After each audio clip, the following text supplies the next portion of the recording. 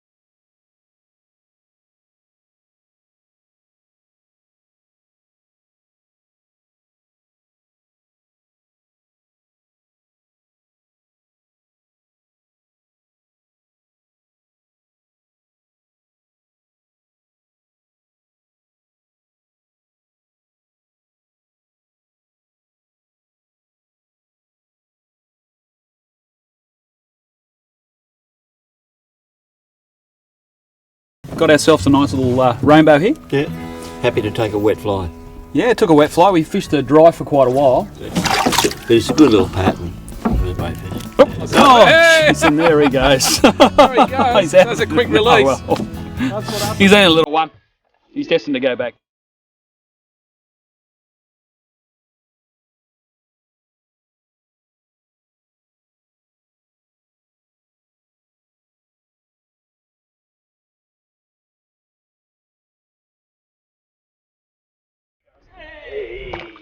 Oh, he's nice.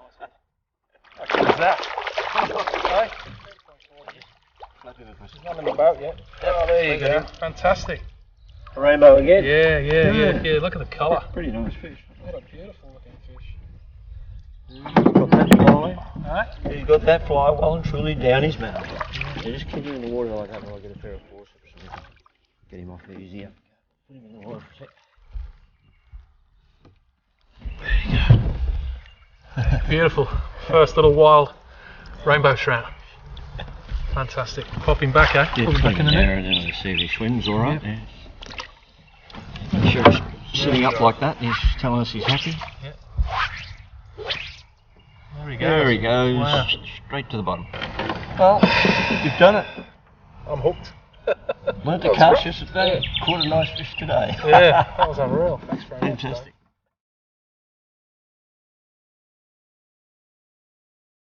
We continue fishing down the river and try and catch a few more, but it's just not happening.